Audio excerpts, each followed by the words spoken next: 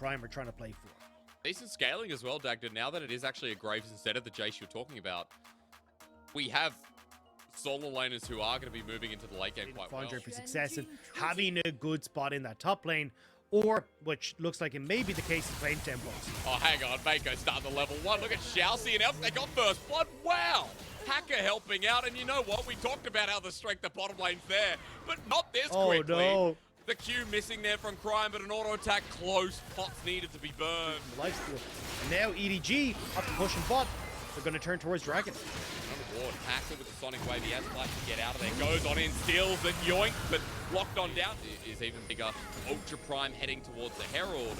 EDG already started this up, and this time for Hacker, I can't say good things because he is just nuked.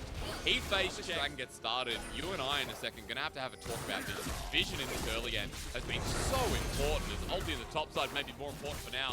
Flandre with the flash spells that the ZS can match. The Renekton pops the shield bow. Doesn't have an item of his own. Meanwhile, the fight's going on the bottom side. Both top laners can't join as EDG finally secure their own Dragon. One apiece, the fight begins on top of Mako. I don't think Hacker wants to be here. He flashes forward, the Sonic Wave doesn't connect. EDG getting low though, the Tempest Cripple doing work in a circle, but they're on top of another. And Elk finally drops down, crying, hit by Viper. And this is the EDG we know and love. They're taking names, they're sacrificing some of their own. But it's extra CS, and then they rinse and repeat, just moving bot to mid. Now Hacker doesn't need to be here, or doesn't want to be here, I should say. Third kill for Scout, and JJ in this mid laner. Scout's linking up once again. Thank you for the turret too. That's first turret blood. It's towards the serrated Dirk and a Manamune. Might be going towards the Nashes here. Second item holding on to serrated, but it's not important because JJ just picked up a second Herald, and Flandre's picked up a turret. 2 turrets for EDG, no response here for Ultra Prime. Elk and Shalcy are going to be fended off by the bottom lane of EDG. In fact, Elk actually going to be locked down. There's the TP once again. Dagda, you talked about this, but now it's unleashed, and Jeja and everyone else are down here. 5 members of EDG and Shalcy just wants the support, but Viper will pick up a double. That's going to be able to crack it open, and this time the goat is going towards Flandre. Scout resetting to catch the wave top, and just like that, EDG have taken over the game. I mean, that was a bold play, and the fact is that EDG is still making it. They're going to get more from this turret. EDG, it's not like Ultra Prime have any way to force EDG into these fights, and there's so much in the way of lane. That's the lane that Ultra Prime looks to for success. Well, Chelsea can go in. Mako actually going to be the first target, but that's a lot of burst damage. JJ jumping in by himself, and Scout's going to join in. Wait, that's a right. AoE, and Scout tries to get Hacker away from him. Ultra Prime now in a bit of a choke as Viper's holding on for it. Onto Crime, the Solar Flare flashes away from. Look at the summoners tick away as Scout uses the Realm Warp. Whenever Flandre is showing in a lane on bot side, right? Scout will not show as we go top side. Scout of the week, is it there? No, deadly flourish from downtown. Scout runs in, no fear of the turret. And EDG Dagda, you might have to be more specific as to what Ultra Prime can do because you wanted to fight. But EDG are just picking them up. It means that from Ultra Prime, all your alarm bells are ringing because it's like, okay, well, what is the game plan here? Where are they going to go? We don't have the playing with a Raptor. Mako looking to block the Sonic Wave. Ultra Prime nowhere nearby. Dragon's already gone. The gold 8,000 folks. EDG at 22 minutes. We're going to wait another fight for this Ocean Soul to become a reality. Still, though, it's easy pickings for EDG, right? Scout's going to move up towards top side. He can clear out this wave. We'll see as soon as Scout hits that top side, Flandre just dip out of vision. Okay, on a ward. Mako actually called out. Unleash power. Good little pick by Ultra Prime. Hacker wants the backline. And Viper has the Gale Force away. Remember, he has ultis, JJ Flash as well, but Ultra Prime a little bit didn't want to interrupt it because he know he'll be dead. But now out of rush, the Dredge line doesn't connect, and EDG, they've halted them off the Baron, but it recharges, goes in, and 3k, the TP in the backline as well. Ultra Prime's opportunity to get in the backline, but Viper still untouched. The Deadly Forest once again, and Flandre joins in with Scout at the helm. ZS heals up, but it won't be for long as Scout charges through a choke. The Realm Warp now layered down, not even taken. And Elk is the biggest carry at this point. Crime doesn't have enough mana. Flandre's also over the wall. Good Scout of the week. The final marker, though. Flandre just whops him. Dude, Flandre deserved that quadra. Not only the way he's been playing throughout summer, topside as well. So everything comes crumbling in for Ultra Prime. And looking 3 ways at once is impossible. As the turret finally goes down and EDG want to make their last stand. burst damage once more flown through by Flandre's curtain call. Could be the true curtain call for Ultra Prime. 5 members going back towards the fountain, and for EDG, that's 1 inhibitor going down. Another turret as well. Right through Ultra Prime's base. The TP flank Dagda. Do you believe? Do you believe in ZS? I don't know, man, because this Renekton needs to get some good target selection on top of Scout. He stuns up, gets the AoE, but the problem is Ultra Prime don't have enough damage. They may get Flandre, but Viper's another problem. Scout as well on the back line. A 1-for-1 trade. It slows down the game, but there's an Ocean Soul to take. But it's everything invested on that pick. That was Ultra Prime's last call. They were trying to see if they could make it happen. Flandre's almost full build. He still hasn't upgraded his boot stack though. He doesn't care. Doesn't have time for that, and he wears old socks. There goes another turret. Scouts on the flank, and ZS is trying to do the same thing. Prime with Scout of the Week on top of JJ, but that's present guard immediately. ZS now in the middle, and he spots out Scout. He's like, oh no, he was waiting for me. And EDG have already taken 1. It's Elk, the strongest member down. The Luden's Echo on the Heisa. Not going to do anything, especially when it's dead. Scout just goes on in. And at this point, for Ultra Prime, points for trying, but EDG crushed the mid-game and made sure this wasn't going anywhere near the 35-minute mark. And EDG are just so good. Like, I don't care if I get called blind. Game 2 is you know, advantage point. Yes, we get Cho'Gath, so we literally get a large man versus a large beast. So this, like, Cho'Gath pick. Just quickly note that Viper's gone for press the attack here, and Airy on top of Mako, and we might need that relevant information because PTA will be activated, but lethal tempo even better. Viper about to get solo killed, or rather in the 2v2.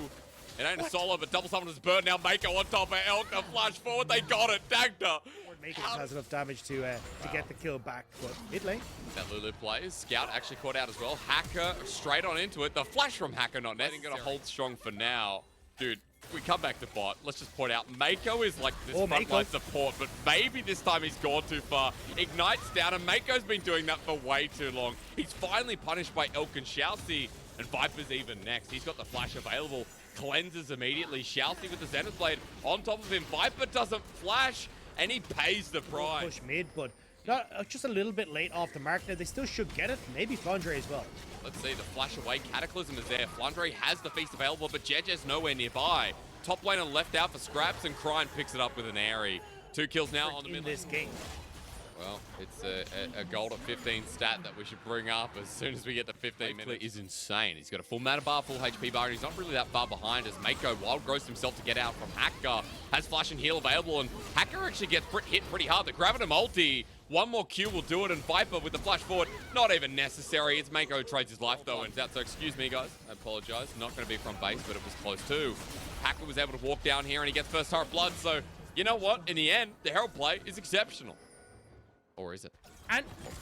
Or is it Dagda? Or is it they spot out JJ like on top of Viper? Hacker's been rused. And Ultra Prime's bottom lane will not get. You've already got your first mythics completed here for Ultra Prime. Honestly, I'd want to try and try. Shirelli is. Which I believe has been popped. I'm not too sure on that one, guys. But Soloplay's going to lock it down. JJ once again lying in wait, but this time on a ward. He's blown up. Okay, Mako to sideline. 30 CS in the lead, by the way. Actually 40. Will that hold true as big alien thing is about to get caught out by a man with a barrel? Explosive cast sends it backwards. Hackers on the way through. Shoutzy too. This is going to take a while, guys. Buckle in.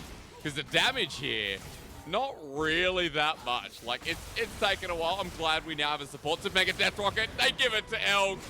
Otherwise, it would have taken an extra 5 seconds. It does give the time, though, for EDG to push in this top wave.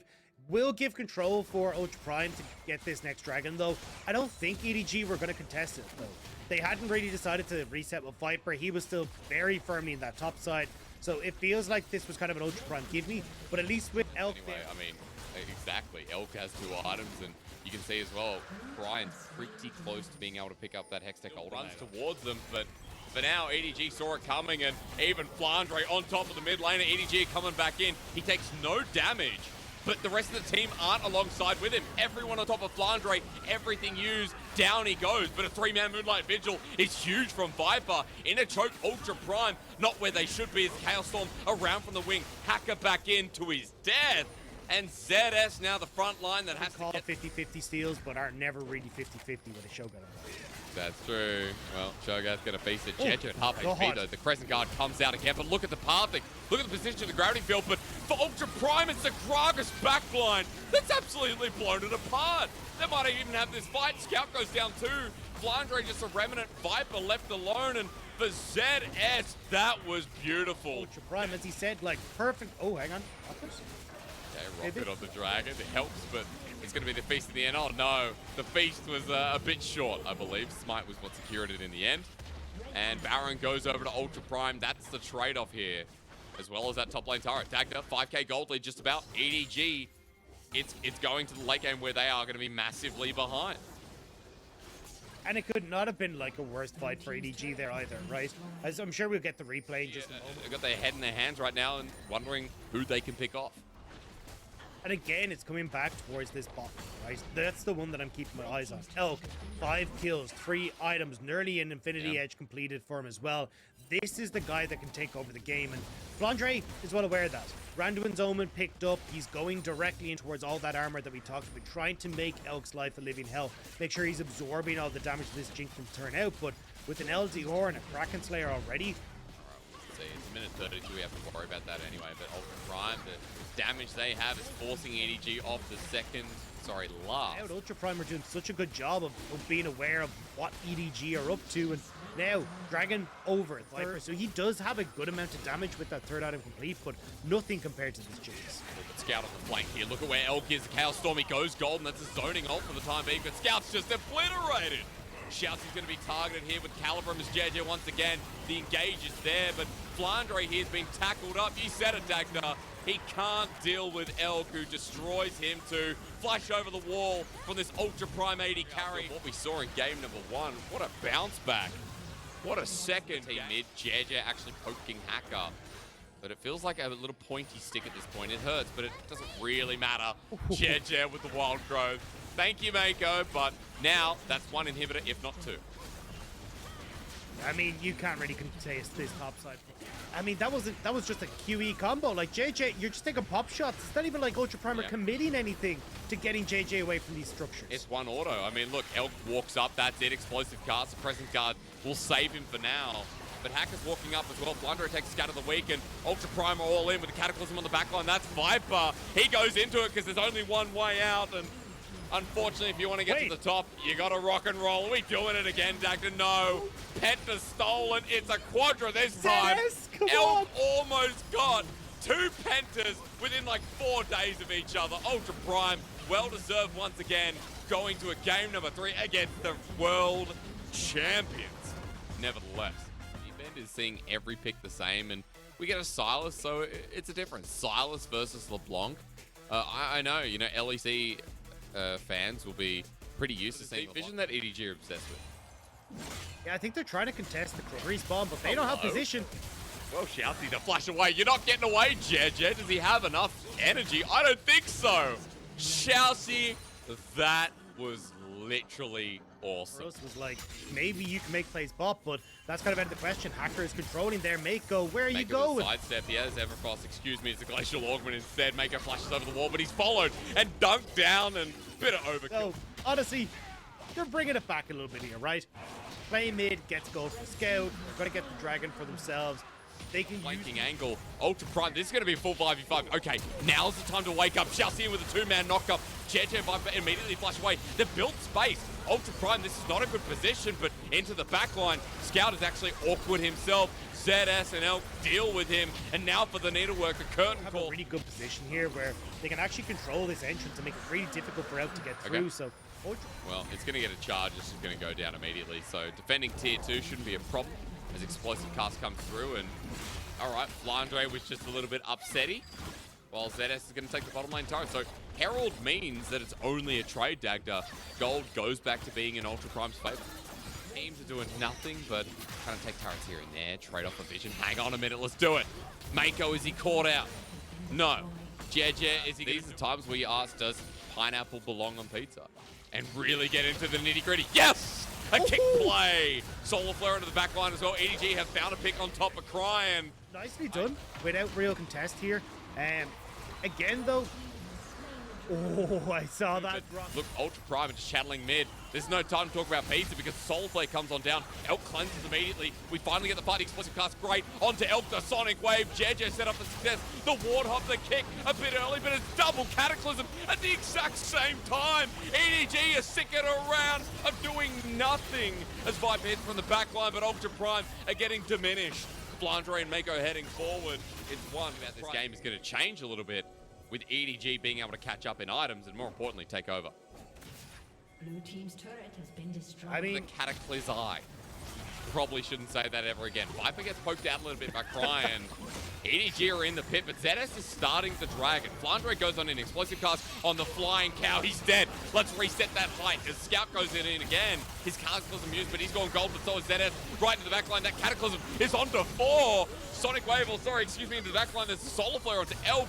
Deadly Flourish locks in place, and EDG are actually on the escape path, but ZS is going to block this for now. The 4-shot doing minor damage. ZS at half HP, but there is no smite for Ultra Prime. They're trying to burst this quickly, but JJ's going to walk on in. Ultra Prime, don't do this objective. Hit it fast or don't hit it at all. Sonic Wave's there. JJ goes back on in. Someone needs to hit it right for the smite. Infernal Soul given over. And now for ZS running away. Elk the next target. Jinx hitting away. Needs to get excited. One for them to come to the table. Waiting for them to sit at their place. Hackers moving in, and even though my analogies make no sense, maybe the team fight does. Great Solar Flare into the back line of No Shouty. Not really flying anymore. In fact, Ultra Prime won't be flying after this as well. Viper's damage insane, and the Infernal Soul on a Jin. Of course it is. Another kill goes down Ultra Prime. Take down this Baron. Maybe maybe need some extra hands on this one, because you're going to allow a lot of time for Ultra Prime to get back up and out onto the map. Well, at least there's no jungler nearby. The Viper wants the 4th shot this, take it for the crit with the smite. He ends up doing that and crying on the LeBlanc. And EDG now pushing on in. Might not be relevant information for now because EDG are just taking down names. And look at this, with the Baron buff, they're able to push on in. They've got 1:43 left. Dagda, this turret is not long for the world. Ultra Prime nowhere near. Yeah, ZS only just resetting from the top side. They were trying to defend mid, but it gives EDG that bot lane structure now.